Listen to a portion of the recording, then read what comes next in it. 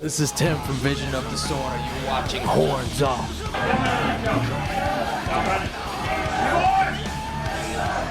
Get it over with.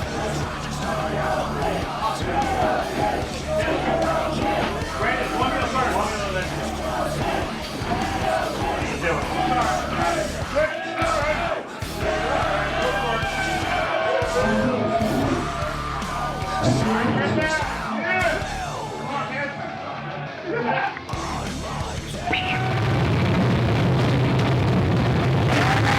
We're here in the Van Halen room in Long Island by the Club Revolution venue. I'm here with Tim from Vision of Disorder. Welcome one more time to Horns Up Rocks. How are you, man? How you doing today? It's good to be back. And yes, we are here in the Eddie Van Halen room.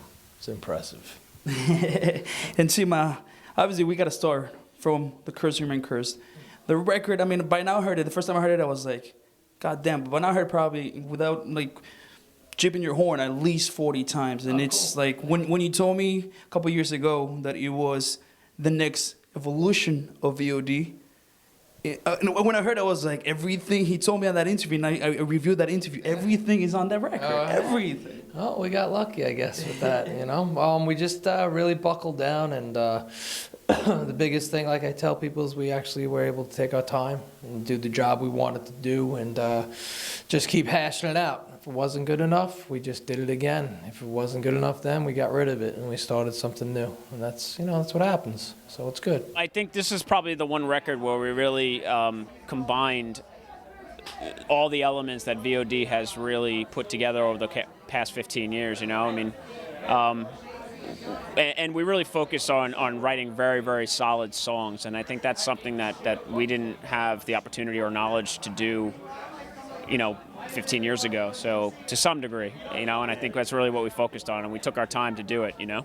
Yeah, me and Mike, it's funny because we both, you know, we started the band, and it's funny, when you first start the band, you're kind of like, we just need to write some songs.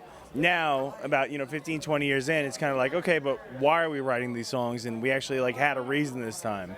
It made sense, you know, to do what we were doing, so it was almost easier to understand why we were doing it, you know, so if things didn't work, it was like, okay, no, that doesn't work. Easy to say, no, cut, you know. Yeah.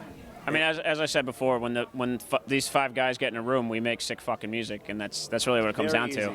It's very simple. We can say it a million different ways and say, oh, we had a thought or a process for this record. In reality, we're just five guys in a room writing songs with a lot of quality control levels, a lot of that sucks. Five guys that have very strong opinions about what's good and what's not good. If it passes the test of all five of us, then it's a VOD song. That's basically what happens, you know. And for the first time in a long time, all five of us agreed, which makes The Curse Remain Cursed. Which is why we have so many fucking parts to our song, I think, too. There's some songs that were definitely old. And then, you know, throughout the period of the 2.5 years or 3 years it took to write it, some were really old. But then, you know, throughout the years we wrote songs, you know. So Set to Fail was actually the last song we wrote. But there was a couple, you know, within the last 6 months or something like that. I can't remember exactly that were written, you know, in that time period. So, yeah. And what was your personal thought process? What were you going through when you wrote the lyrics? Because it is a very dark record, for sure. Well, that's what we deal in. No, I was going through a lot of personal stuff, especially in the early years of that record, you know, from 2008 and 2009. You know, I had some changes that needed to be, that needed to happen. And, you know, I took my time with those as well. And a lot of stuff came out of that. And I feel that I've come out the better man, and a lot of those lyrics were based on life's trials and lessons and learning from lessons and, you know, doing it better the second time around and stuff like that, you know? They're pretty complex songs for sure. It's not for us, man. That's normal. It's like when we went against the grain and tried to make songs a little bit more normalized. It was more difficult for us. This is actually easy for us. Yeah, it's kind of more basic. You know, I think at the end of the day, like, a VOD song is going to be a VOD song, but what's interesting about the new record is that they're the same as what we would normally write, but like it's almost like more mature. We understand why it's happening. Whereas when we were kids, we were younger. Well, yeah, when we were kids, we were just doing it. Now we actually know why we're doing it. You know, that's the only difference. It's the same stuff, dude. And which songs for you when you guys were recording in the studio, when you were in the studio? What were the songs for you personally that maybe you got goosebumps? You were like, God damn, this is like great material. Set to Fail was definitely one of those. Set to Fail was probably the immediate satisfaction. And a couple like The Seventh Circle, that song was just kind of like a jammy song that we definitely took it seriously, but it was just kind of there. And it was one of the last songs I did, and that song just became a monster. Just take after take, it became like a whole different song. So that's always, and it's really dark and unique for VOD, and I think that's a great song. And a lot of people seem to like it. I don't know if we'll ever play it live, but a lot of people, you know, close friends can be assholes, and they really tell you what's on there and what they like and what they don't. And a lot of our close friends, some of the most anal ones, like that song, The Seventh Circle, which is interesting, you know, for us, for me at least. And vocally speaking, what did you try around? I mean, because maybe there's people watching though that haven't heard the record yet. What did you do differently this time around? From like a vocal standpoint, again, not too much. I just take time. Just take time, and vocally, well, I guess I don't even know. I just go in there and I do what feels right, and I don't try and necessarily try to do anything better. I just do what I feel I want to do. I do what the song tells me to do. I do, if the song moves me in a certain way, I go that way. You know, it's not like a conscious thing where you sit there, oh, I'm gonna fucking scream louder on this part, or I'm gonna really outdo this because people, you know, shit like that. I don't do that. It's almost like an art thing. You go in, you do your thing, even though it's heavy music, and some people characterize it as barking. It's just, you're going in and you're doing your art. You're doing it for so long, too. This will be like 7th record. You're doing it for so long, you obviously still just love to do it. That's why you're still doing it. Let's not face, we're not all rich here. You know, we're doing this because we like to do it. So studio is just a different atmosphere. You go out on stage, like when we go out and play in a half hour, going into the studio is just different. It's like another place where you can create and do your thing and get into the zone and, you know, go with it. So. Since you brought up the studio, who were the guys, the architects of the new VOD album, The Curse Remain Cursed? Well, it was Will Putney at the helm, and he was a great asset. Will's a good guy. I've known him for a lot of years, and I don't know, when we originally did that interview back in the day, we might have just finished a demo with Will, and that's how Will wound up doing the record. You know, he really just did an excellent job on this one demo we had him do. And it was, you know, we were talking to some other producers and stuff like that, so it was a lot of back and forth, but at the end of the day, Will was the one we chose, and then we had Cameron Webb mix it. The label brought that suggestion up, and they had some ins with him, because he's a pretty high-tagged guy, and he's out there. And he was able to work within our budget, and I thought he really made the record sound really good. He did a really good job. He didn't overdo it. He brought everything out, which is important, because a lot of the VOD records are real mushy, and it's hard to decipher shit. And it was good. It was good.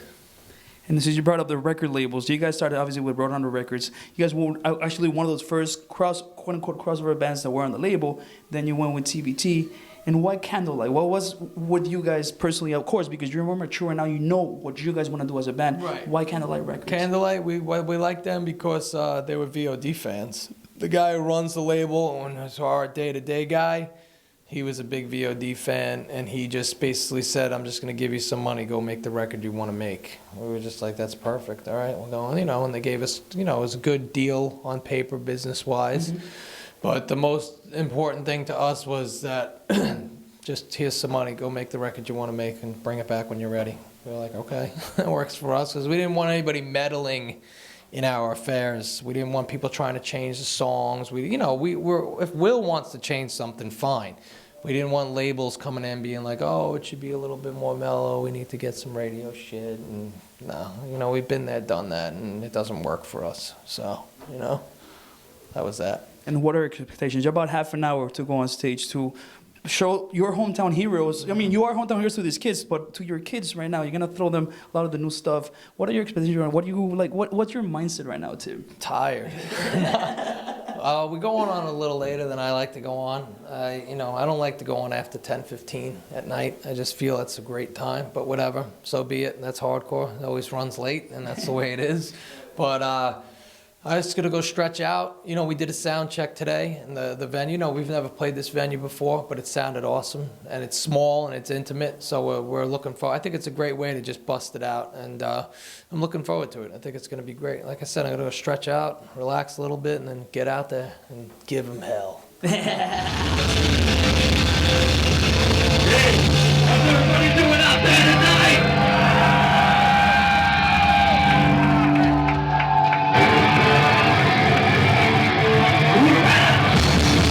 Was everything what you guys expected? I mean, you've obviously played in Long Island for the last 15 years many times. Was it one of the best ones you've done thus far?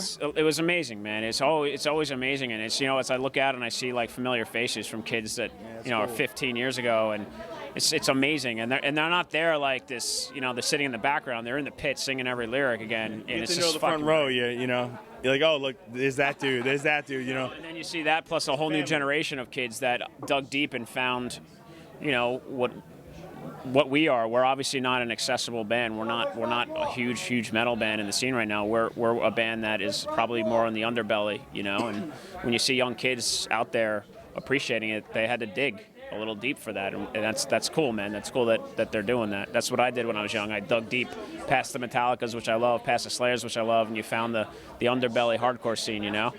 And when kids can connect with that stuff today, it's pretty cool. The fact that it's still happening is what's cool, you know, like that's what's surprising. We're 20 years in, it's like, wait, they're still here, you know. For us, we're like, yeah, well, we always want to play, but the fact that they're still here, you know, those kids are still up front. They're still screaming the same words, you know. Yeah. I'm sick of playing DTO, but I'll still play it. I'm not sick of playing it. I love it. I think I wrote that song or the riffs to that song in my mom's basement at like 18 years old. I'm like, seriously, man, a long ass time ago. But yeah, I mean, and they were filming today a Long Island hardcore documentary, and that was amazing, man. The documentary is gonna be sick. It's gonna be about all the bands that have, you know, gone through the ringer in Long Island, and what an amazing scene it was, and you know, still is, you know, and how we had a part in that or a hand in that. I think it's gonna be phenomenal. So look for that.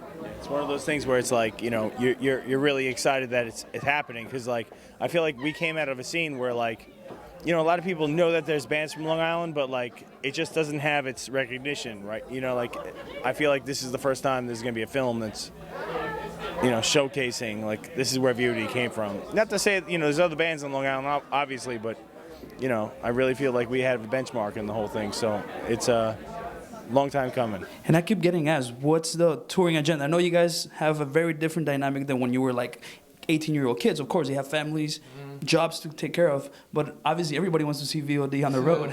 Well, that's very nice. Thank you.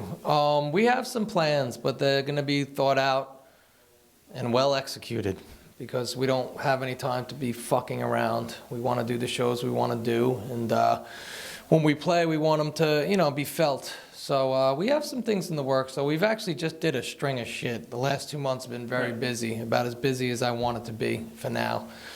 So we have tonight, which is a hometown Long Island show. It should be pretty cool. And then we have Williamsburg Music Hall coming up the Saturday after Thanksgiving in November. I don't remember the date, what date that is. But put that on the screen. Come down, yeah, get that on the screen and come to that show. It's going to be great. And then we might close out the year. We might not do anything. Maybe take December off for our families, you know. But January, we're already starting planning weekends and stuff like that. Some Northeast stuff. And then for all you people who in Seattle, in LA, you might see VOD in early February. You might. And then we're going to Australia. That's the big nut. And we're focusing a lot of effort and energy into going to Australia at the end of February for the Soundwave Festival. And past that, I don't know. So that's where we're at. And that's pretty busy for us, you know. That's good for us. That's what we want. And any festivals that have reached out to you guys yet? Yeah, there's already been. I don't want to say anything because I don't, you know, Right. it's all hearsay. But we will definitely be doing festivals, and once again, it'll be the ones that, you know, that make the most sense to us. But I know they already got us shipping out to at least 3 of them. And we might wind up filling in a week, like doing a whole week over in Europe, maybe tag in a couple of festivals, a couple of side dates. But, you know, we'd like to do some more US stuff. It just depends on what's thrown our way and what we want to do. So that's where that's at. Any final words for the past, present, and futures VOD fans? Thank you so much for sticking by us. You know, I think that's a testament to a lot of things that we've done. We had a lot of misses and a lot of mistakes, but like the fact that 15 years later, kids are still coming, it shows something. You know, there's a lot of bands that have gotten huge and just disappeared in that interim, and it means a lot to us that they're still there. Unfortunately, it's the same 5 guys, so you're not getting rid of us. We're here to stay, so it is what it is. Sorry, guys, we're here. I want to thank you for all the support since day one. You know I mean that. And congratulations on an amazing record, guys. Watching, make sure you pick it up. Go enjoy your families, guys. Thank you again for what you do for music, guys. Cool. Peace. See, man, thank you as usual for everything, brother. You guys watching, make sure you pick up the Curse Remain Curse right now. It's out, available worldwide via Candlelight Records. There are Twitter, Facebook, Vision of Disorder. Don't ever forget that this band, I mean, as I said before, one of the first crossover bands without even trying to be crossover. Real as it gets. Just might have been an accident, but we did it. Have a great show, brother. Hey, thank you. Thank you very much. What do you want us to say, though? You're listening to Horns Up This is Rock? Mike. This is Matt. From Vision of Disorder. Obviously. Put your horns up. There you go. 1, 2. This is Mike. This is Matt from Vision of Disorder. Put your horns up. HornsUpRocks.com, yo.